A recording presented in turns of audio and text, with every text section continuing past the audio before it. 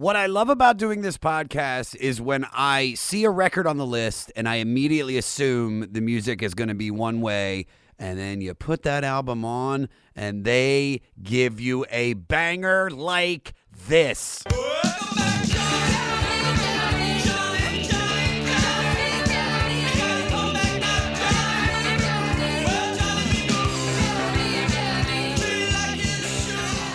It's Come Back Johnny, a song that completely blew my mind. The whole album blew my mind. It is so important that this album is on the list. Everything about it screams Devo. That's our band. A lot of you have been waiting for this album this week, and this is off of their 1978 album, Are We Not Men? Answer, we are Devo. And it's also number 442 out of 500 on the Spotify original, The 500, with me, the King Cadougall, the one and only Josh Adam Myers. What's up, Fleece Army? How my little Cadougly Spoogly's doing? Thank you, and I mean this from the bottom of my his heart, for joining me once again on our journey through Rolling Stone Magazine's top 500 albums. And we're getting there, man. 442. Dude, I can't wait till we break into the threes. That's going to be nuts. That's going to be insane. All right, on a serious note, I have been getting so many of you that are reaching out and saying how much you love the podcast, but I am getting a lot of stuff from people saying how this podcast is helping them get through their tough times. And I'm doing my best to get back to all of you. If I don't, I'm sorry. But just know that I'm thinking about you and the ones that I've talked to. I love each and every one of you guys. I know this is a hard time right now with Christmas and the holiday season. You know, you feel spoogly, but you guys are all Dougals. Everybody out there, that's what you need to realize, that you are a Dougal. You're a Dougal, you're a Dougal, never gonna be a spoogle, cause you were born a Dougal, yeah. Anytime you feel like you're going to the spoogle side, I want you guys to remember that song. Sing it all day. Anytime you feel down, anytime seeing the Christmas lights and being single, or, you know, you told your crush you liked her and then she said, nah, you know, you don't need any of this. Dig into these records. Sing that song in your head. You're a Dougal, you're a Dougal, never gonna be a spoogle, cause you were born a Dougal, yeah. It's incredible, guys. Be positive. These albums are too good. Let the music get into your soul. I get depressed. I'm not going to say I don't. I get depressed, just like everybody. I'm a human being. But, man, it's like there's nothing better. I say the two things that make you feel good about life are having music in your heart and then having a crush on somebody and having them like you back. There's no better feeling than that. That might be the greatest feeling in the world. Dude, when you got some pep in your step when a girl likes you, or a guy likes you, whatever it is, whatever you're into. Refrigerator likes you. You're walking around outside like, hey, how you doing? It's burning bright. Hey, homeless guy, here's $10 for some fentanyl. Go ahead, cause I got that pep in my step. Do. I get it. So if you're feeling down, man, dig into these records, because this record this week, man, a lot of you were excited about it. I was excited too. There's a few albums that I'm really excited to dig into. PJ Harvey is coming up, and I've heard so much great shit about her. Like, she's won the Mercury Music Prize, which is like, it's this British music prize that I fuck with. So I'm like so excited to be able to listen to her. But Devo was another one. Devo was one that I just didn't know about. It was the only thing I knew was that they wrote Whip It. And then there was another song that kind of came on somehow in between it, when I was like doing like the shuffle on Spotify, and the album ended, and then there's a song called Be Stiff. If you haven't listened to Be Stiff by Devo, listen to it. It's so good. But you know what? No more talking. Let's find out about Devo and this record, okay? This album was released on August 28th, 1978, and here, check this shit. It was produced by Brian Eno, who's got some records on this list, not just as a producer, but as an artist. And this is the debut album from the Akron, Ohio new wave post-punk art rock band Devo. Now, Devo consisted of two sets of brothers, vocalist, guitarist, and keyboardist Mark Mothersbaugh, and his brother, Bob, a.k.a. Bob One. Now, that's important. He was on lead guitar and vocals. And then you had vocalist, bassist, and keyboardist Gerald Casale and his brother Bob, who was named Bob 2, on rhythm guitar, keyboards, and vocals. And then you got this rando dude, Alan Meyer, on drums. The band evolved from a jokey concept that musicians Gerald and his friend Bob Lewis came up with while they were art students at Kent State University, Ohio in the late 60s. According to their idea of de-evolution, humankind had stopped evolving forward and had started to regress due to various dysfunctions and herd mentality. I mean, you see that they were right if you're paying attention to anything that's going down in our government, just people. Like, dude, Devo was ahead of the motherfucking game. Respect. De-evolution. History is not progressive, people. We regress. Around 1970, they met fellow musician and Kent State art student Mark Mothersbaugh, who brought more of a sense of humor when he joined them in their art project that mixed the lofty ideas of art and literature, like the European avant-garde Dada movement, with the more crass expressions of pop culture, like fast food mascots. However, on May 4th, 1970, their whimsical vision of de-evolution became deadly serious when, during a mass protest on the Kent State campus against the U.S. bombing of Cambodia, the Ohio National Guard opened fire on unarmed students. 9 students were injured and 4 were killed, including Gerald Casale's friends Jeffrey Miller and Allison Krauss, who Casale was standing next to when she was shot. He described that event as the day he cut his hair and stopped being a hippie, and it became the catalyst for Devo's musical debut in 1973. Although originally formed as the Sextet Devo with a fluid roster of players before slimming down to 5 and then eventually to 4 members, Devo played their theatrical and often confrontational performances at art festivals and gigs around Ohio until 1976, when they added drummer Alan Meyer to become the quintet that recorded this record. It was also in 1976 when the band had 2 of their songs, a cover of Johnny Rivers' hit Secret Agent Man and their original Jocko Homo, featured in the short film The Truth About De-Evolution, directed by Chuck Statler. In 1977, the film won a prize at the Ann Arbor Film Festival, which brought Devo to the attention of David Bowie and Iggy Pop, who then championed for them to get a recording contract. After the band put out a couple independent singles, Bowie had announced that he would be producing their debut record in Japan in '78. But due to scheduling conflicts, he got his friend and producer Brian Eno to fill in. That is incredible. That's like saying, LeBron, you can't play? He's hurt? He's out? What are we going to do? Who do we have to fill in? How about Kobe Bryant? Can you take Kobe? How about Giannis Antetokounmpo? That's what it's like. That's how dope to go from Bowie to Brian Eno. I wonder if Brian was like super dope back then and everybody knew it. Bowie was. I bet Brian was. I mean, the guy's a fucking legend. Eno was so confident that the unsigned band would be successful that he flew them to Cologne, Germany, put them up, and covered the recording costs. The band often struggled for power with Eno over their vision for their songs. Still, Bowie came by to help when he could and remixed most of the record. Eventually, Devo were signed to Warner Brothers Records, and this debut was released. Besides asking the question, are we not men? It also dealt with understanding urges, feelings, dissatisfaction, praying, and paranoia. It was quirky, cold, punky, fresh, nostalgic, and both funny, haha, and funny, peculiar. A couple months later, in October of '78, the band got national exposure when they played on Saturday Night Live. While many focused on the iconic yellow plastic jumpsuits they wore rather than their quirky, angular, and very original take on rock and roll, it still helped their debut go to number 78 on the Billboard chart and began their substantial career. Devo has continued for many, many more albums and videos and several lineup changes to this day.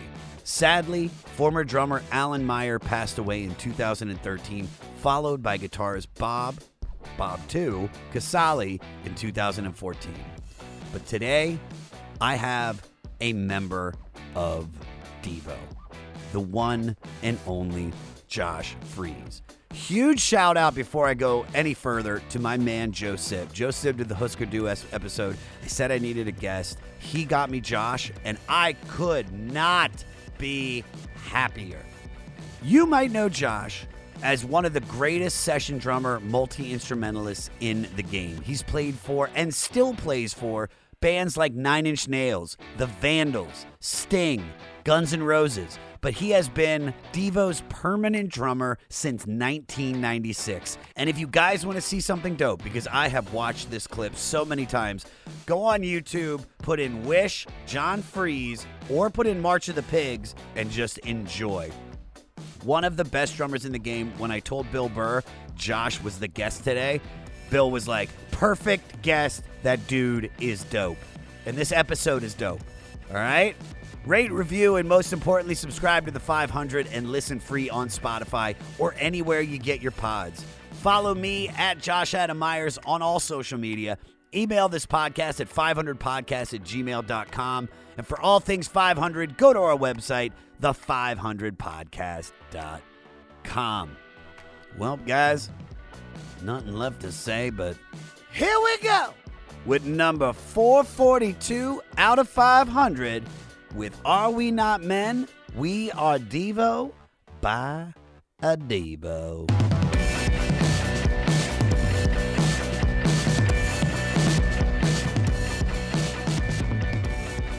Joshy Freeze, he was a Joshy Freeze. Skiba dabba Joshy Freeze. Joshy Freeze. I like that. Joshy Freeze. Yeah. Did anybody ever call you Joshy? They've called me Mongoloid, I can see that. which is what you were singing there, the tune of Mongoloid. So I read somewhere that you learned how to play drums from listening to Devo. Tell me about that. Yeah, I mean, the Freedom of Choice record was actually one of two. The two first albums I ever owned were, I guess it was Christmas 1980. Okay. I was turning 8, and my birthday, a little fun fact for you, is on Christmas Day. Is it really? Yeah. Well, so happy, yeah, happy almost. pre-birthday. Thank dude. you very much. Does that suck? It doesn't actually. I always said that I think like the 26th would suck, the 23rd would suck. But if you're going to be anywhere near that with all the hustle and bustle and chaos that's happening around the holidays, if you're going to be anywhere near it, at least be on the actual day. On Christmas. Yeah, it's kind of cool. It's Jesus. And Jimmy Buffett. And Jimmy Buffett. Dude. Anyways. Happy Christmas. So I got Freedom of Choice and Queen the Game were the first two albums that I ever owned. I got them for Christmas or my birthday, or whichever way you want to look at that. In 1980. Birthday. And I think Devo I got for Christmas and Queen I got for my birthday.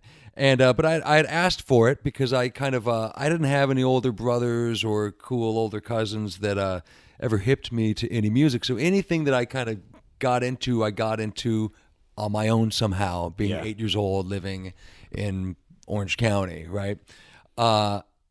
And so Whip It was a big hit, so I'd hear it every day and go, gosh, I really like this song. I hear it on the radio. And I asked for the album, then I got the album, and I went, wow, there's a bunch of great songs on this record. And we'll get to this next part in a minute. But sure. I then later went back and got the first two records and, really went for it. But that being one of the first albums I ever owned, I think the first album I owned might have been a Van Halen 1 because my uncle in Minneapolis did hit me to that, and I loved it, and Alex became my first drum hero. Sure. So I owned Van Halen 1, but then the first two that I actually owned, I think, were Freedom of Choice and the Queen album. And the Freedom of Choice record was so great to practice to. I just started playing drums around that time. So I put on headphones or blast the stereo in my parents' basement, and I'd play along to the stuff, right? Because you don't have anybody else to play with because you're 8 years old and you're sitting at home, so you practice along to the records. And the Freedom of Choice record is such easy. Well, it's just a good if you can start off. It's like playing drums to AC/DC or something. Yeah. Like the drums are very, at least on that record. There's other Devo records where there's odd time signatures and the drums are linear and tricky and bizarre. But that record's really almost like dancey, and not even with Whip It, but I mean, Girl You Want, Gates of Steel, Freedom of Choice. It's real kind of mid to up tempo, fast, fun, precise, eighth note rock and roll shit, really. Yeah. So it was fun and easy to be able to latch on to quick. And so I did. I practiced that album all the time. And I do have a picture somewhere of me when I'm about, 10 years old. And I'm this chubby 10-year-old with a Cub Scout, like a Boy Scout uniform on because I was going to go to Cub Scouts after school. Of course. And I'm sitting behind my drums and down by my foot you can see the Oh No, It's Devo album with they're on the cover in the potato bodies, and Mark's got the glasses on. Anyways, I found that years later, and I went, look, you guys, after I'd been working with him for years, look, I showed him the picture. Here's me, 10 years old. See, like, there's proof. I'm practicing the Devo. And then Mark goes, yeah, I bet you superimpose like a Guns N' Roses record on there when you're going to work with Axl. I go, hey, Axl. It's like, why are you holding Nine Inch Nails Wish actually in it? Yeah. So, but no, it's a great photo, and it really time stamps, date stamps that era for me of like literally, I did kind of grow up playing. But what's funny, Josh, is that I thought literally the only song I knew was "Whip It." That was it. So when I was like, okay, we got to do this record, and let's just say what the album is. Our album is number 442 out of 500. It's the debut studio album, "Are We Not Men? We Are Devo" by Devo, released August 28th, 1978, produced by Brian Eno and David Bowie, which is fucking insane. But I had no idea. I was expecting literally the album to sound like Whip It. With Devo, and I was completely blown away. They're punk deep, rock. man. They are deep. They're deep. They're artists. Like, just the whole history of I found out about them is that is one that it was two sets of brothers, the original, and then the drummer, of course. I think it was Gerald went to Kent State. And Gerald, Jerry, we call him Jerry, but Jerry and Mark both went to Kent State. So they met and they became buddies, and they saw eye to eye on a lot of stuff. And Jerry musically was kind of coming from more of a like R&B and like hardcore blues background and love of that stuff, and Mark was coming from a weird Sun Ra and experimental synthesizer stuff that was happening in the early 70s, mid 70s, and so that kind of like the blend of what became Devo. I heard Jerry once say, and I loved it, and it wasn't even in an interview. I think he was like just talking to somebody, and someone was asking about Devo, and he said that Devo is craft work from the neck up and cameo from the waist down. But before we get into this week's episode, let's talk a little bit about Sonos for the holidays. If you're wondering what to get your friends and family for the holidays, or you just want to have that holiday party blowing up kashblukid, the brilliant sound of Sonos is the answer for you. Play all your favorite holiday jams with a new home theater system. I put Sonos into my life about a little under a year ago. And it's made everything better. I have speakers in every room. I've got the subwoofer, so there's that woof. I've got the Sonos Move, which is incredible because you can move the speaker wherever you want, and it sounds better than every other portable speaker on the market. It's insane. The clarity, the bass, I love it. Plus, they've got speech enhancement mode. It's a new, unique feature that clarifies the sound of the human voice. Perfect for when characters whisper on television or if the action intensifies. Turn it on in the Sonos app and never miss a moment of the story. Or play all your favorite holiday jams when the TV is off. And guess what? Sonos works with Spotify and all the other streaming services. And you can also wirelessly connect all your speakers to create your perfect sound system. It's the perfect gift, the gift of crystal clear sound. Go to Sonos.com to complete your holiday shopping. And now, back to the Gashbluki. Let's take it to this record, because this record's definitely not dancey. It's bizarre. It is bizarre. It is fun. It is an art installation inside a musical from the journey. cover. From the weird cover and the story between the cover, which the cover freaked me out when I was a kid. And I said, I'm like, I don't understand. So tell me what it was like when you first heard this record. Well, when I first heard this record, like I said, I was probably 9 years old, 10 years old. Nine? Yeah, nine. And I had already heard, I was a big fan, like I said, of Freedom of Choice. And I went back and got the first two records. I became such a fan. And I went, oh my God, these guys have other stuff. I better check it out. Well, Are We Not Men? That album sounded then and sounds now like nothing else. Yeah. It stands on its own. It's so bizarre. It's so pioneering and strange and interesting. that it was a lot to take in, not only when I was 10 years old, but from someone coming from, all I've heard was the Freedom of Choice record and songs like Girl You Want and Whip It that were really great, but real kind of poppy and kind of dancey. And so there's definitely a shift that more commercial. There were great songs on that record, Gates of Steel and Freedom of Choice, great songs, but kind of more kind of hit oriented at that point. And Are We Not Men is just abstract. It's alt and punk. fucking I think it's crazy. all. I think it's like because this is like what most people call post punk, and I'm like, this Right. isn't.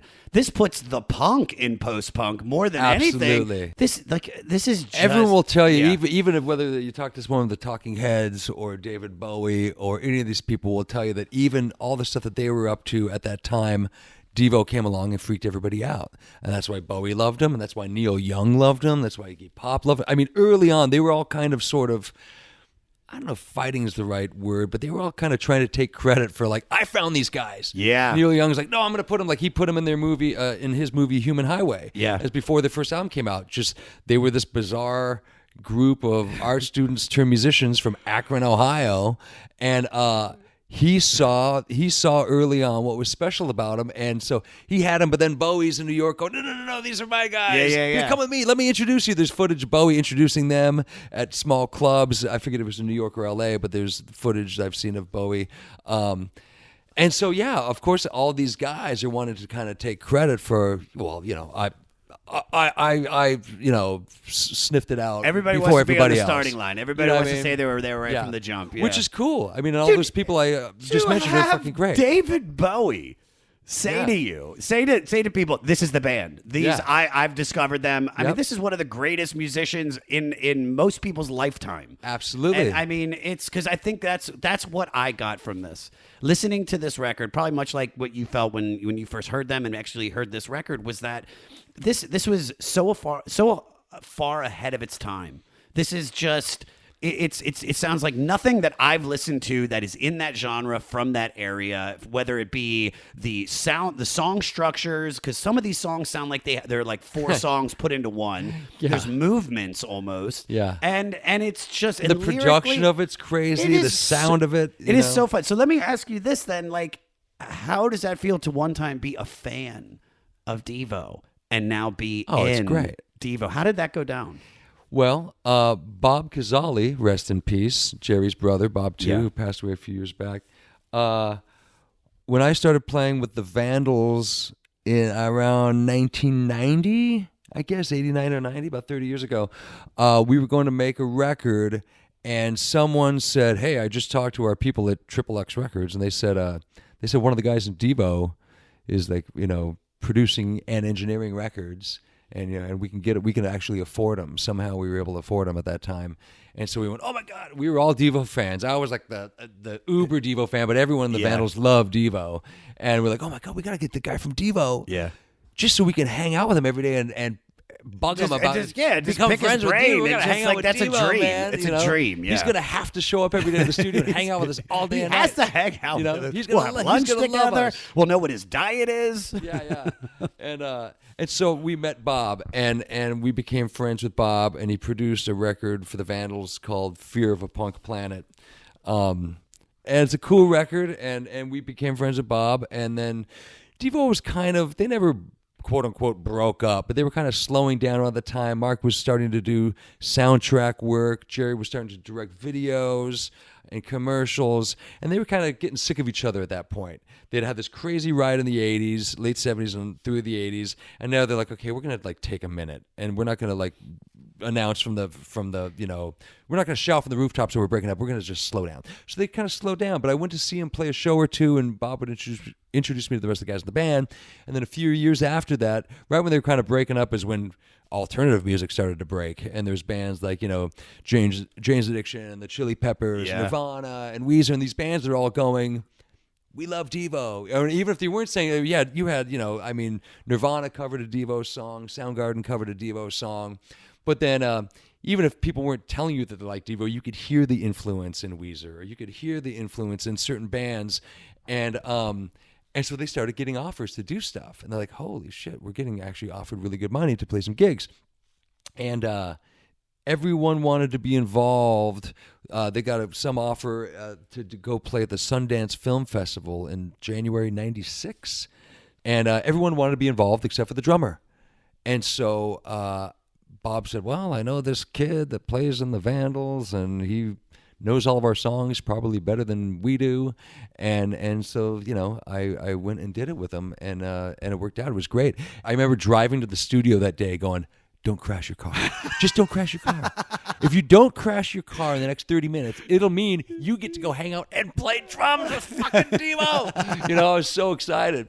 And so these shows started happening, and it was great because for me, I felt like I'd won some like Make-A-Wish Foundation or MTV contest. I couldn't even imagine. Play drums with your favorite band. Yeah. It was awesome. I tried to, I sent you that picture of us backstage. Yeah, in the which is fantastic. Which was from '99. I tried. Sometimes I find on my phone by accident when I'm looking for a different photo. There's a photo of me backstage right before my first Devo show. And I'm like 23 or 24, and I weigh about. Just a baby, man. I'm a baby, man.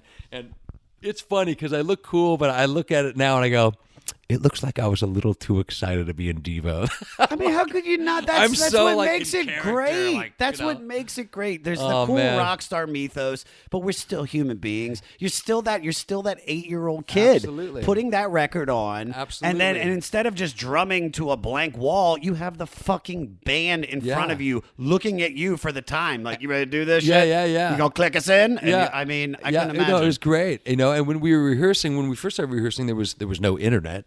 Right, and so remember how good those years were. yeah. So we would have to be like learning songs, and Mark's studio was right across the street from where Tower Records used to be on Sunset. Yeah, I know. So we couldn't reference shit on. There was no YouTube or phones to reference songs. So we'd be practicing something, and they go, "Okay, after the third verse, it actually goes straight to an outro." And I would say, "No. The third verse actually, there's a breakdown, and then it goes to the outro." And they'd look at me and be like, "I don't think so." And I go, "Trust me." And they finally they go, we can't, this is when we first started working together. And they go, dude, how's this kid telling us how the songs go? So they'd send the secretary across the street to Tower Records, go buy a copy of Are We Not Men so we can listen to Gut Feeling right now. Dude. So they'd come back with a CD, and we'd put it on the boombox, and it'd come, and every time I was right. And of course you were. And it got to the point where they're like, we're just going to trust the kid. Whatever Josh says, he's right. He's right. Dude, I probably listened to it a lot more than they did. But sometimes you make a record, you either don't listen to it, or you listen to it very little. By the time it comes out, you've heard it 7 million times, sure, mixing and mastering and working on it that you don't want to hear it again. So yeah, they finally ended up listening to me after a while. But it took a few trips to Tower Records. Like, I don't know if he knows what he's talking about. Here, someone go buy a copy of blah blah blah. They bring it back, and I was like, I don't think you got enough money in the CD budget, because I know this. You don't need to buy it. I know it. Yeah. All right, well, let's dive into the record, okay? All right, let's do it. All right, so the album opens up with Uncontrollable Urge. All right, Peter, let's play the intro real quick.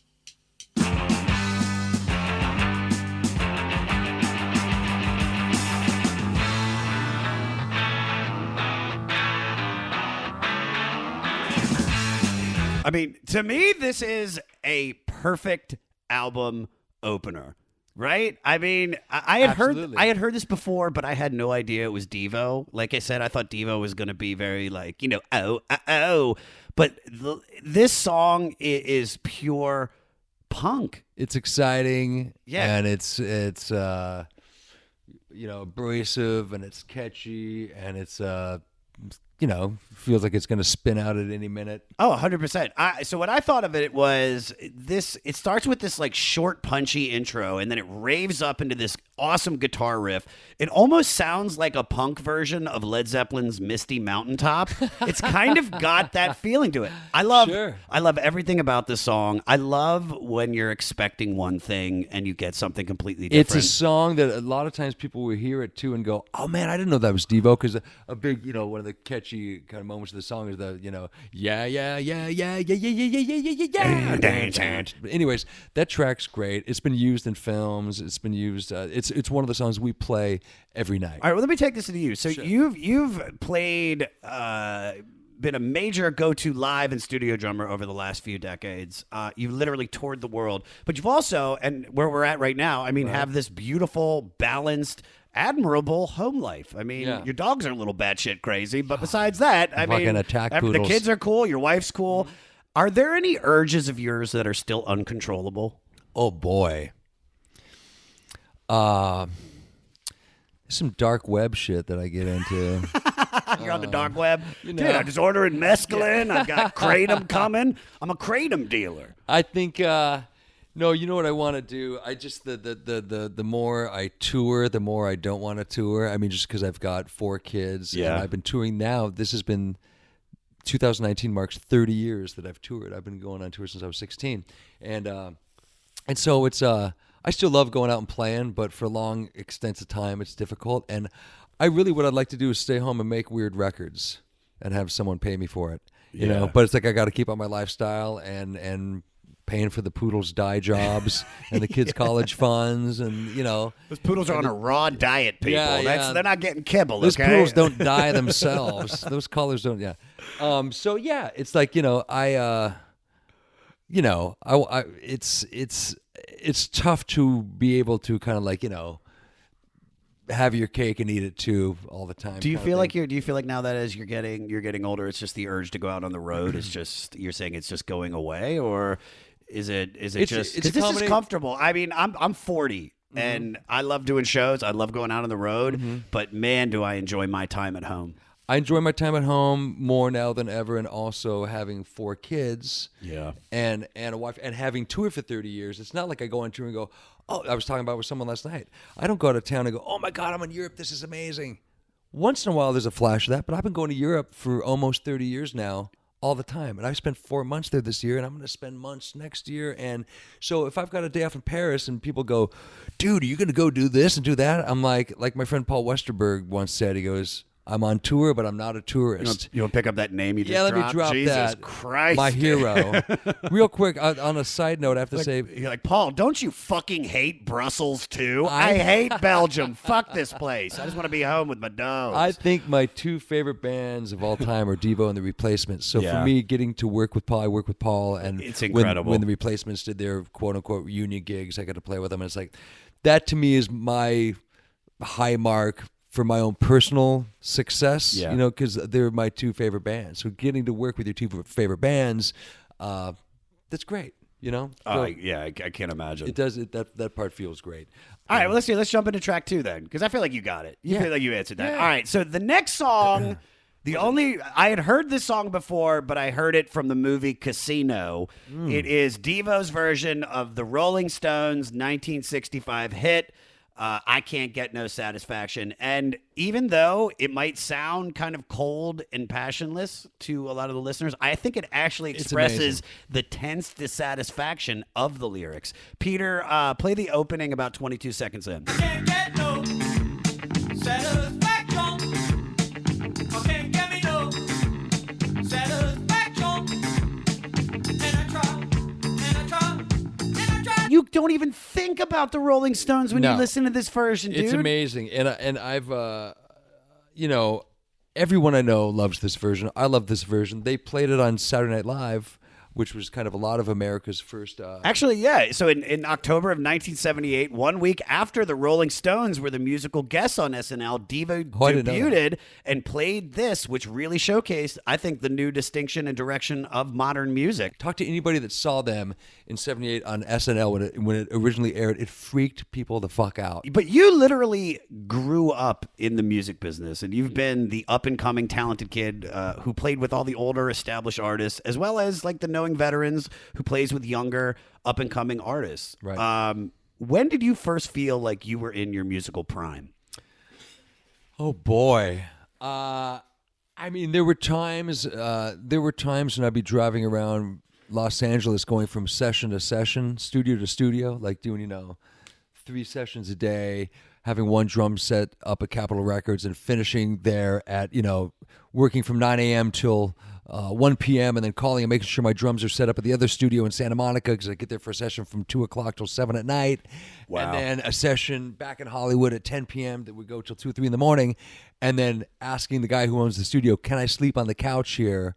Because I've got a session. Got an early day, I've got a session back here at this studio with another band tomorrow at 9 a.m. Yeah.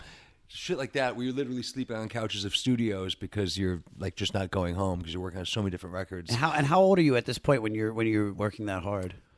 Working that hard? I mean, I've been working my ass off course, since I was a but- kid. But I can just imagine you like 3 years old and just like, come on, keep the beat. It's 4/7. Come on, here we go, Josh. What's your problem? yeah, right. No, it was more. I guess at that time was probably like in the late '90s, early 2000s. When I didn't realize I was a studio drummer until I opened up Modern Drummer magazine one day, and I was voted like the #1 studio drummer. Actually, I'm exaggerating. I forget what year it was, sometime in the '90s, and it said I was the #2 studio drummer in America. Who's And I went, number one?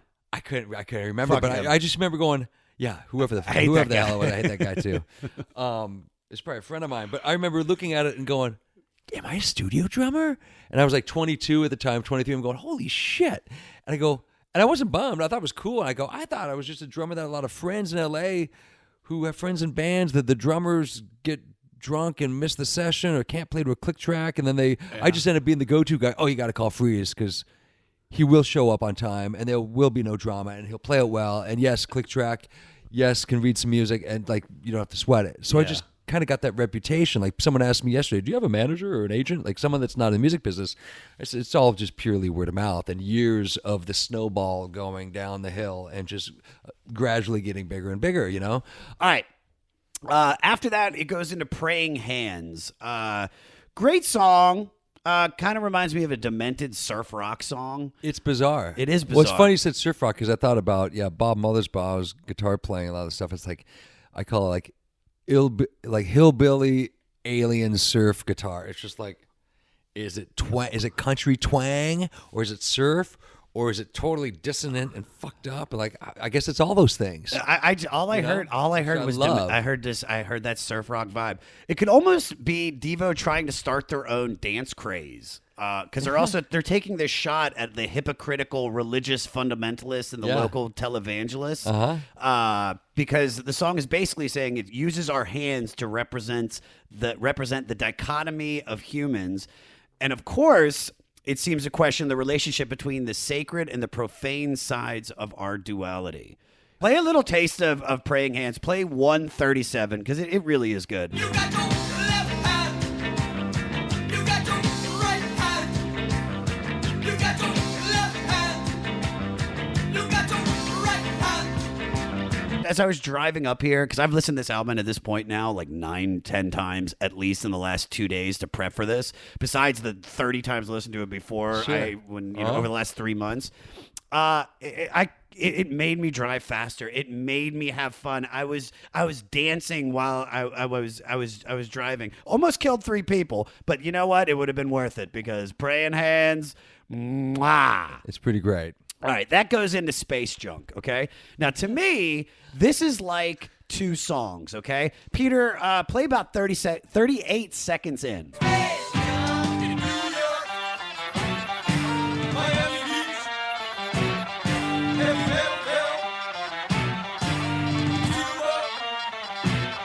All right, so that's just perfect, right? I like when he goes, Texas, Oh, my God. Kansas. Hold on, let me take it to the ending because this is where I feel like it's become a completely different song. Play 150 in the song.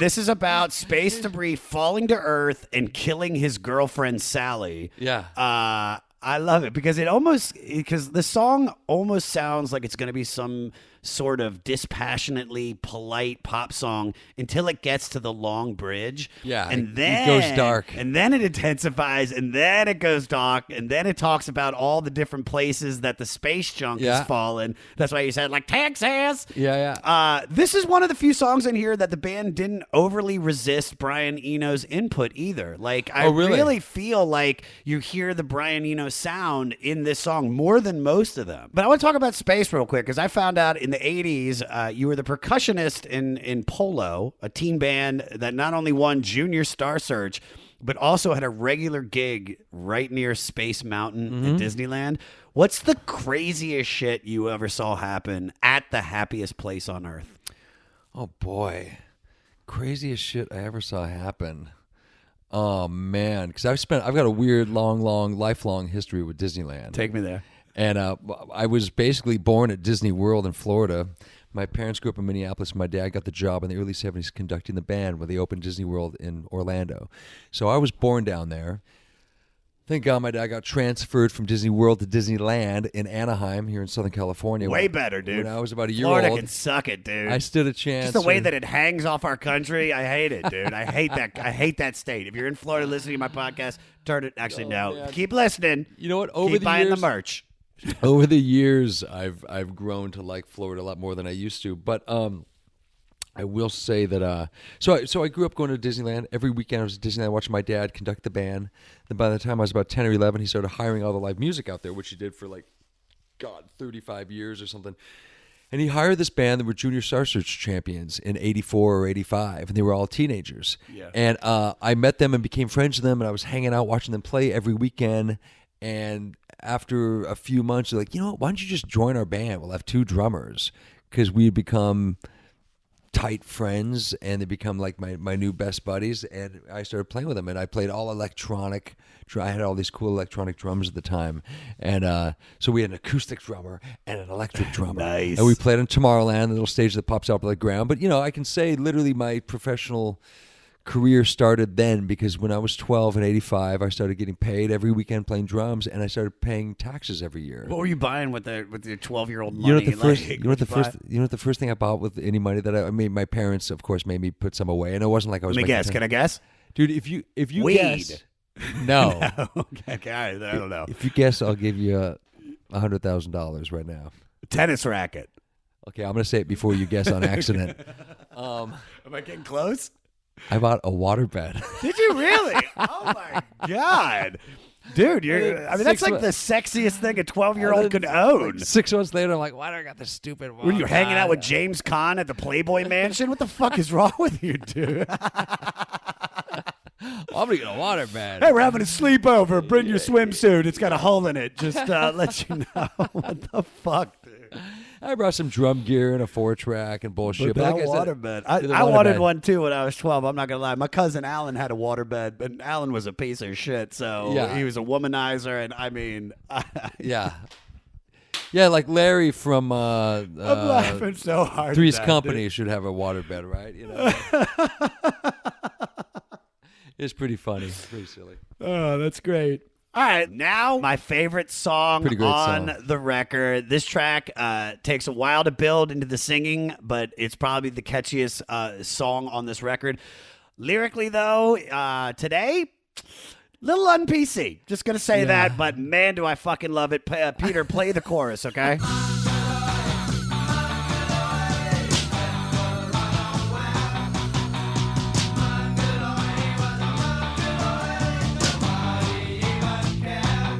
For those that don't know, the genetic disorder associated with specific physical features and intellectual disabilities that is often called Down syndrome, or more factually, trisomy 21, is caused by the presence of all or part of a third copy of chromosome 21. However, from the 1800s until the mid-70s to early 80s, it was often referred to as Mongolism due to the supposed physical similarities to those who came from the Mongoloid race, such as the indigenous people of Asia.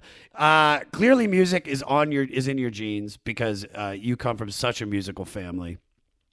Your brother Jason is the keyboardist in Green Day, right? And your mom and dad were both musicians. Are you going to encourage your kids to No way, to be into man. business? I'm gonna tell them to stay the hell away from this bullshit.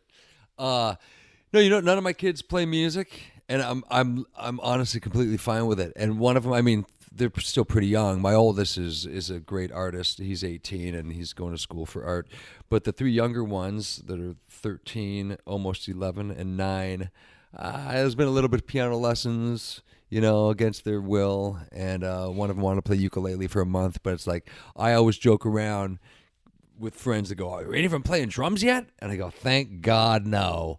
And one of my kids about a year ago, my 13-year-old boy, said, hey, Dad, I want to play drums. And I went, okay, cool. And I was like a deer in the headlights. Oh, shit, he wants to play drums. So I brought him back to I've got a little studio here at the house, and I brought him back to the drums, and he started playing.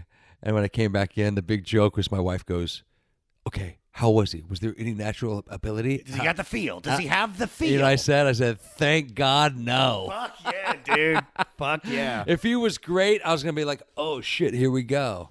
Here we go. And really, he's really good. And now I'm going to have to give him lessons. And now he's going to want a gig. Now he might get a gig. Now there's a whole lifelong. I can't. There's the partying. There's it's a mess. They're living in a van. It's like people. I literally wouldn't. The only thing I'd wish on them is if they really loved doing it and found it and enjoyed doing it. Yeah. And maybe one day they turn into making a living out of it, but they definitely can't expect that. So it's more like if they really love doing it, I go, great, you found something you love doing, cool. But just because you've seen me go on tour and make records Doesn't mean you're going to. Yeah. And You gotta love it. All right, let's move on to the next song. Okay, next song, Jocko Homo. This I'm saying it like I'm from incredible. Philadelphia. Jocko Homo. I love this song. This is like it's just such a staple. It's like the Devo theme song or something. It's their call to arms. It's so bizarre. The first time I heard it, the music is so weird. The drum parts are so weird. The lyrics are so great.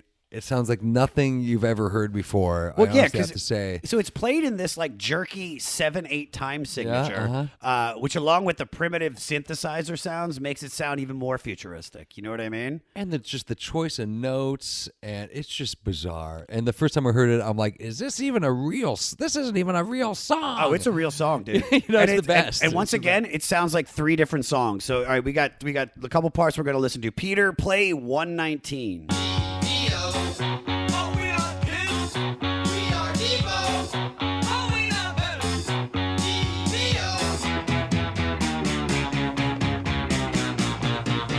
Devo. That alone is incredible. But then it goes into this like breakdown thing. Peter, play 2 minutes in.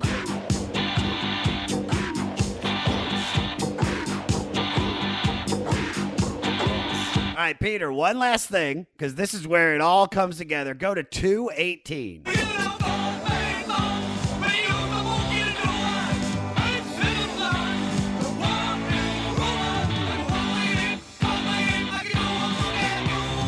I mean, this sounds like something from like the Wizard of Oz almost. Yeah. Like that you could see like the mayor of Munchkinland going, "Abba-ski-ga-da-ga-doo." So it's Devo's anthem and the manifesto of de-evolution. Yes, absolutely. Which was, like we said, the original art concept before Devo was even a musical group.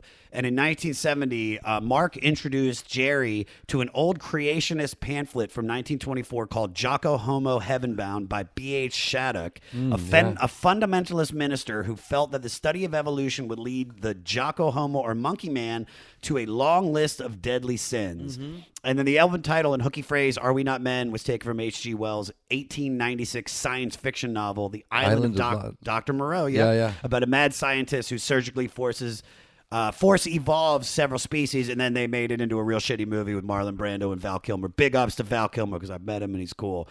All right, let me ask you this. When did you first feel like you fully involved into a man? Oh, God. Probably just recently. Really? Yeah, I don't know what I mean. I don't know. I looked around and went, shit, I'm married. I got 4 kids and dogs and, mortgages. Yeah. That's adult I'm shit, an adult, dude. man. You are an adult. Yeah. It but slips by you because you're having so much fun throughout life. I'll tell you man. what's strange about me, though. So, I'm not trying to brag. I'm more like. No, brag away. It's more strange to me that, like, I've got 2 houses. We own 2 homes, but I don't know how big either one is. I don't know. Because like, you never go people, through it. people go, what's the square footage? I'm like, I've got no idea. Yeah. I mean, you've seen it. It's not a mansion. It's a nice house, but it's not like, It's oh my great. God, they just got this. It's not like something you'd want to see on, I mean, not that I'd want one of those cribs homes, but it's not it's not like, holy shit, this rock star house.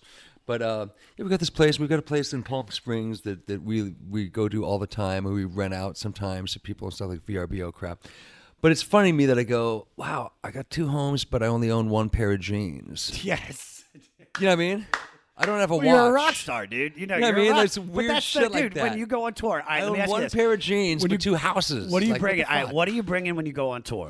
Well, I'm still like fine tuning my travel shit. Like sometimes I go, well, I really got it going on because I'm gone for a week and I'm only bringing this little bag, and then I end up not wearing half the shit. In Of the little course, bag. yeah, but So I'm still figuring it out. You know, what I mean, I try and travel light. You know what I mean? I try and travel light, but I will say when I played drums with Weezer for about 3 years, and their drummer who was playing guitar kind of for fun in the band for a while, yeah.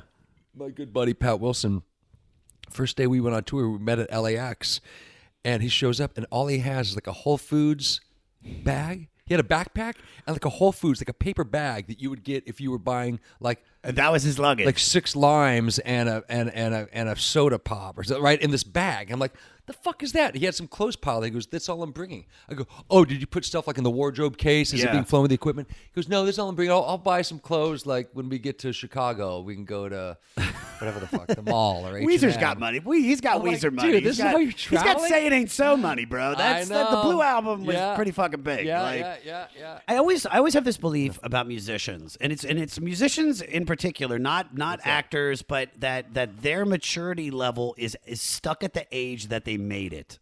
Do you know what I mean? Like Tommy Right. Lee. I'll give you an example. Tommy Lee still talks like a 17-year-old kid when he made it. He's like, killer, rad, bro. That's something that I've always found infectious about Tommy and knowing Tommy. You know, is the fact that he still does have that enthusiasm. Yeah. And I'm sitting there going, oh my God, I feel like such a jaded old fuck and have for years. But that being said, you know, I've never had one specific thing that was like, I made it. You know, mine was like almost like a tortoise in the hare, kind of like just this slow kind of constant working. But I didn't like, even someone that doesn't have necessarily an overnight thing. Let's say you've been working really hard for 5, 6, 7 years with your band, and then you put out an album and it sells 20 million copies. Not that anyone sells 20 million copies anymore, but let's say years ago, wow, we sold 20 million copies. You can look at it like that was the summer that you made it. You went from 0 to 60 that summer, right? I've never had that. I've had just this long. So any success that I've had, it's been little pieces that have kind of like globbed onto this thing that just keeps luckily moving forward, which my career. And so there was never a big like, oh my God, I never came into a ton of money at once. So you never saw it all at once. It's just like, I love how you put it as a tortoise in the hare, because it's just that slow progression, but you're always moving up. That's the thing. It's that it's buddy of never mine, like plateauing. I had a friend, and the band will remain nameless, but a friend that played in a band that sold millions of records in the early mid-90s. Milli Vanilli. It's Not the, Milli it's the Vanilli. light-skinned dude. But anyways, I was going, man, I can't believe that dude, the drummer of the band, wasn't that great. He wasn't good at all, actually. And I remember going, man, I can't believe so-and-so, that dude's like made millions of dollars this year. And my buddy goes, who worked with him at the time, goes, yeah, but you know what? He's going to blow it all in the next couple of years. And you're going to keep making a living. So why don't you like look at where you guys are at about 10 years? And it was actually right. All right, so the next song is Too Much Paranoia's. This is like a twangy country song on acid. Another With these- great, it's like a nightmare come to life. It's great. Most of the lyrics are made up of old advertising slogans. Hold the including- pickles, hold the lettuce, it's all special orders don't It's upset all us. McDonald's shit. My Like, favorite which- line in the song is when Jerry goes in the chorus, he goes, there's too much paranoias, too much paranoias. My mother's afraid to tell me the things she's afraid of. And I never knew what he said. And back before you could call up lyrics on your phone, and Yeah. back before you end up being in the band, where you could ask the guy in the band, what the fuck do you say in that part? I used to go, what's he saying? And then years later, you know, it's like, oh, my mother's afraid to tell me the things she's afraid of. I'm like, oh, that's such a weird, creepy line. But it's deep, man. And the way he sings it, you know, and the intensity, and the first Devo show I ever played at the Sundance Film Festival, we played that song, and then we didn't play it for 20 years. All right, next song, Gut Feeling, Slap Your Mommy. Mammy, I'm sorry. Mammy, you slap your I know. mammy. I know. This is the longest song on the album. This is great. It's 5 minutes. It takes over 2 minutes for the lyrics to start. Peter, play 318. Got a good feeling. Got a good feeling. Got a good feeling. Got a good feeling. For me, this Great song. This was the moment that I realized why people love Devo. It was like I said, It's pretty serious, no bullshit, Nothing funny about it. Nothing weird about it. It's just a great song. But it's like I said, the way I said they write in movements, this song has many builds. movements. It keeps building until the part that we just played, which is just an explosion to of chaos at sound. the end, yeah. And this is the moment where I was like, this is one of the best records that we've listened to Absolutely. on this list so far. It's absolutely is. And from a fan listening to it and being a drummer that's played it 500 times with them, and having conversations, even if we haven't played it for a while, we start talking about, and when we rehearse it, I know this, but then Jerry or Mark will explain, remember, it's like, we there's no drastic speed up section, but kind of constantly be kind of slowly, like subliminally speeding up a little bit. So by the time the first time it goes into the vocals, 2 minutes into the song, that the build is not just in intensity, but kind of in tempo too. So things are getting a little more frantic. Yeah. And then when we get the first verse,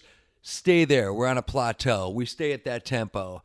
And then it goes to the first chorus, gets a little more ruckus, and then bring it up just to like lean on the gas a little bit more, and then up to the second verse. And then now we're in the next plateau, and we stay there. And it's kind of comes in these sections where there's no drastic. You're not stepping on the gas hard. It's just this real gradual thing where subliminally you go, oh, wow, this song's kind of speeding up. Yeah. Oh, cool. Fantastic song. I one of my favorites on the record. But you've also, just like that decision to speed the song up, you've made some amazing choices to play with artists, not just Devo, but you played with some of the greats. Do you have instinctive feelings of which artists you're going to gel with?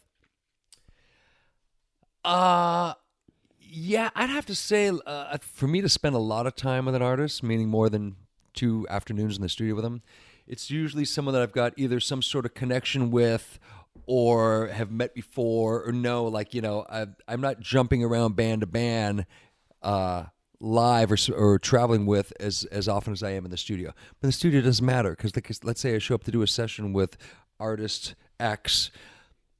Sometimes they're not even in the studio. Sometimes it's me and the producer with the Pro Tools track, and I'm only there for the day, or I'm there for 3 afternoons, and that's it. Let's say the artist shows up, and he or she is an asshole. It doesn't matter because I'm going to be here today and tomorrow, and then I never have to see him again, so it doesn't matter. But as far as, like, the other situations, like, I mean, the last time I met someone new that I didn't know and started working with was probably Sting, and I met him back in 2004 because I toured with him a bit in 2005, left on good terms. We had a long break, and I left to kind of, I had an offer to go join Nine Inch Nails. But anyways, the Sting thing, I didn't know him at all, but I had friends that worked with him, and I'd only heard good stories about him. So walking into it, I was like, okay, I hear this guy's cool, and because I love those early Police records, and I love all the drummers that have ever played with him, we've got the same choice in drummers, because some of my favorite drummers had played with him prior. Then I went, I bet he's going to be cool. You know what I mean? And he was. But other than that, like I said, like Trent, I'd already known him before I started working with him because my old band, A Perfect Circle, we had toured opening up for Nine Inch Nails. A lot of these people I've just known for a long time. So Have you ever passed on work because you just didn't gel with them? They were like, maybe you did a run and you were just like, I think that's it. Not really in a live situation. Maybe recording. I've done stuff where I've recorded with somebody and they go, "Hey, do you want to come on tour?" Or "Hey, do you want to join the band?" Like, fuck no, dude. All right, Come Back, Johnny. I love this song because this, what this reminds me of? This is like a reimagining of Chuck Berry's Johnny Be Good. It's like Johnny Be Good with spaghetti western guitar and just and once again, it's like I kind of like this one more than I like the original Johnny Be Good. And we were talking about how the last song just picks up, and this goes into the same kind of full blast at about 3 minutes. Yeah, it keeps Peter, going. Play it real quick at 3 minutes, Peter.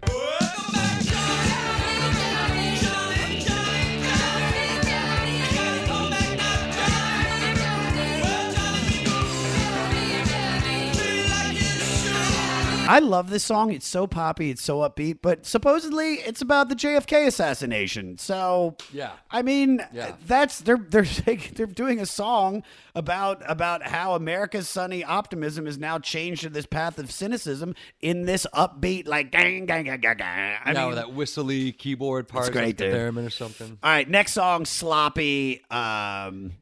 Great song. This is a fun song to play on the drums. Is it? Yeah, it seems like it too. And it's weird, and the chorus is completely different and bizarre, and once again, it sounds like a different song compared to the verses. It just shifts into this weird kind of dark area where the rest of it's upbeat and kind of punk Yeah. rock and fun. And then it gets the chorus and it kind of takes a bizarre turn down a weird dark road. I love the line when she said, "Sloppy, I think I missed the hole." It's sort of hard to make the case that this is not a sexual song from that lyric. I mean, they're saying that it's not a sexual song, but Who knows? I mean, who knows, dude? Yeah. I'm saying there's probably a bit of that in there, or just when they say no, it's not, they turn to the other guys and wink and go, ha ha ha. All right, now we've come to the final song on the record, Shrivel Up. And to be honest with you, this was the song that when I thought Devo was going to sound like, this is the one that I imagined. All right, Peter, play 1 minute 57. Time tested and true. You gotta put it on, gotta put it on. Well, it's a God-given law. You're gonna get small, yes, you're gonna get small. Out of all the songs, we've gone through so many different styles of this band within an album. So to end with this, which I would never use the word flat. I don't think it's flat at all, but it's like a really nice release back out of the world of Devo. Just like, there you go. It's like you're releasing the baby Jesus into like the water. And I you're could like, see bye, that. baby Jesus. Or is it Moses? I don't fucking know. I You're could like, see that. Bye, Moses. And he's like going down the stream. I could see that. I also love how Jerry sings the last song. He sings this almost like advice to children by Mr. Rogers or something. Yeah, Do you when know they're what I mean? referencing White Castle slogans. I think when he goes, it's a God-given fact. It's You a gotta God- buy and buy the sack. You gotta buy and buy the sack. I used to have a White Castle T-shirt that says, Yeah. "I buy and buy the sack," and that was the thing is that you had to buy White Castle burgers. Oh You yeah. have White Every Castle time I go to burgers growing up? Vegas, that's the only place I've really had it is in Las Vegas. There's one right in Fremont Street. All right, Hey. you want to do some facts and get out of here? Sure. All right, let me.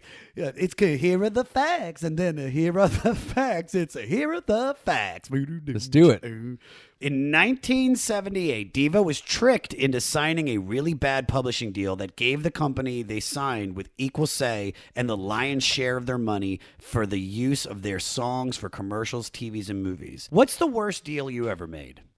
I think it's something right off the bat, but I almost don't want to say it because I like the guy involved in it. Maybe I won't. You don't have to name names. You don't have to name names. You know what? I'm the only one to blame, to be honest. So I'll take full blame for it. Sure. And it might have been him. It's more the company. But there's a very big video game by a pro skater. It was a really famous one that everyone that had Xbox or PlayStation 20 years ago played. This famous skater's video game. Yeah. And I like the famous skater, and I know he's always been super cool to me. The company at the time, it might have been like Activision or Sony, something through Sony PlayStation or something. It was fucking 25 years or 20 years ago, right? Yeah, probably about 20 years ago. They came to me and said, we want to use a Vandal song that I wrote solely. I wrote the music and the lyrics to this specific song. And the other bands on there, they can be Primus and Suicidal Tendencies and System of a Down and the Vandals and the Dead Kennedys. And I was like, cool, yeah, you want to use my song? Cool, wow, thanks. Wow, I'm flattered. And we can pay you. And it was this tiny amount, little. And I was like, whoa, wow, okay, cool, This is 20 years ago, I'll too. take it. Yeah. I'll take it. 25 years ago. And then the thing went on to sell, 20 million copies or something, right? I know. The I game. and I'm like, I remember. And so to be honest, I'm fine with it. And I don't look at it as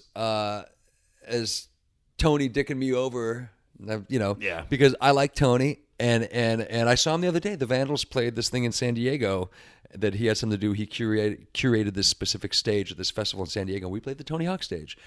I dig him. Final fact of the record.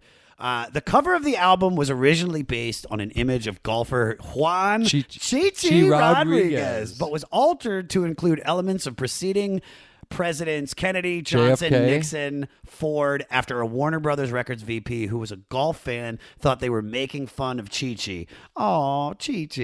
Yeah. Oh, speaking of making a fun impression. Okay. I love this. In 2009, you took the then new concept of crowdfunding to a ridiculous level. By donating to help fund your record since 1972, one could receive the normal CDs, DVDs, downloads, and T-shirts for reasonable amounts. However, as the pledges got higher, the incentives became fucking Zanier. epic. These included cutting each other's hair. We did it. Ingesting psychedelics. Writing songs, joining their bands, trips to Tijuana, and a jam-packed day of everything that concluded with the high bidder driving off in your car. Obviously, that's the greatest thing I've ever read in my life. I got some good mileage out of that one. Okay, so what was the highest pledge? car, that is. What was the most insane incentive you actually had to give? I sold a package. It was a limited edition of one for $20,000. There was things that were a lower amount of money that there was more available of, and as the incentives went up and the packages got crazier, it'd be for a big amount of money, but it'd say like limited edition of 5, and then limited edition of 2, and then this experience. All this thing I is saw only one that was like go into your closet, pull out 5 items. all those things happen. No, like for real. Well, it got to the point where I did do shit like this. I will have to say there was a lot of stuff cool up there, but I go. And the first time or two, like Nicole was like cool about it. She's like, "Oh," I go, "Listen, there's some guys come over to our house, and he's gonna pick any 3 items out of our closet or out of my side of the closet." And it would get to the point where I'm like, you know what? I'm actually gonna take that one jacket and those shoes and put them in the garage. Of course, dude. I can't like leave that, you know. You have one pair of jeans. What if they took your one pair of fucking jeans, dude? And I will say that the guy that did buy the big package. And the biggest one was the $20,000. No, the biggest one was $75,000. Somebody bought that? No. And I didn't expect know that. anyone to. Yeah. Was that the one where it's like take mescaline and go to Disneyland? Yeah, take shrooms or Danny from Tool and cruise around his Lamborghini. Who the fuck would want to do that? There's got to be some dude out there with 75 grand that wants to do that shit. You know? Yeah. Well, anyways, it ended up being the highest. The highest amount that someone bought was the one for $20,000. And when the guy came out, I'm like, oh my God, he came out here from Florida for like the week. Of course, and, Florida. And I did make a point of going, okay, this dude's paying a lot of money for this shit. And so I actually added a bunch of stuff in there, like, and fun kind of rock and roll experiences, like, well, the day he got here, the Vandals were playing with like Rancid and The Offspring and some other bands, Irvine Meadows. Yeah. So that wasn't on the list, but said, hey, get in my car. We're going down. We're going to go see the Vandals play. You're going to hang out backstage. It's cool. And then, hey, tomorrow, this also wasn't on the list. Come with me because I'm recording with Slash tomorrow from noon till 8 o'clock. Come hang out in the studio, meet Slash. Because I'm like, the last thing I want is this dude to be like, I got ripped off. I didn't feel like I was like, I'm going to get this guy his money's worth. So, yeah, hanging out with Slash for the day. $20,000 is a lot of money, man. That's a lot of money. And, I mean, that's so cool, man. So we went for it, you know. We went for it. Maynard, James Keenan and I took him miniature golfing, and he got some drum stuff, and we wrote a song about Picked out shit from your him. closet, right? Yeah, picture in my closet. We spent the night at the Queen Mary, the boat here in Long Beach. We were supposed to do something with Mark Mothersbaugh, and then Mark couldn't do it, but then we went up to his house and had pizza. We had a pizza party up at Mark Mothersbaugh's house in the Hollywood Hills. So it became crazy, though. Like, so I was like, all of a sudden I'm going on all these lunches. I'm going to PF Chang's every day with a new stranger. People go, "Are you really?" I go, "I'm driving I'm going to Sizzler right now. I'm going to PF Chang's right now to have another lunch date." And people going, "You're really following through?" And we filmed a lot of those in the beginning. Yeah, I love that you labeled it. It said like to be filmed, and like we're gonna go to Disneyland, and then I'm gonna drop you off on the side of a highway. That's great. All right, so to get us out of here, final thoughts on the record that we talked about. Are We Not Men? Are We Devo? What are your final thoughts on that record? Pioneering, and I guess what goes along with being pioneering, which is fresh and new and interesting and avant-garde and infectious. It sounded like nothing else when it came out, and still sounds like nothing else to me in 2019. And it sounds like none of their other records. It stands on its own. It's not like, oh yeah, well there's this and there's the, they all stay in the same genre. There was the common thread through Devo's career of bizarre songs and kind of abstractness to what they were doing. But that first record, man, there's nothing else like it. There really isn't. And I'll say this: there is nothing like you either, man. I can't. Come on, I know you like how I Josh. did that, dude. I mean this from the bottom of my heart. Thank you so much for this. This was Yeah, so man. much fun. I had a blast. I hope you did too. Thank you. My brother. pleasure.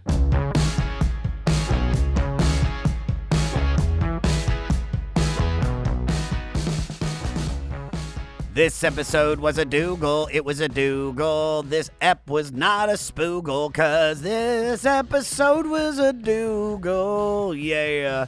For all things Josh Freese, check him out at Josh Freese on all social media.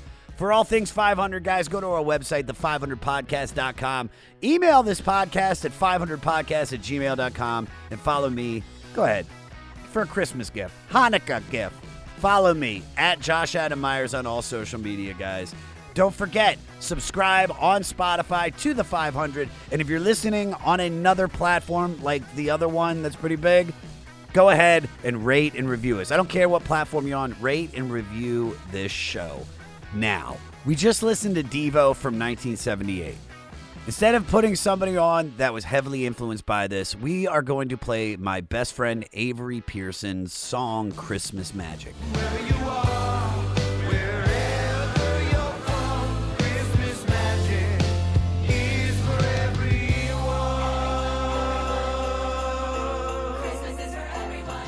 Christmas Magic was written by Avery Pearson, and it's basically a song to raise awareness for a charity called Comedy Gives Back. It's a wonderful charity that helps comics in need, and Christmas Magic is basically available everywhere. You can listen to it on Spotify. All the proceeds for this song go to Comedy Gives Back.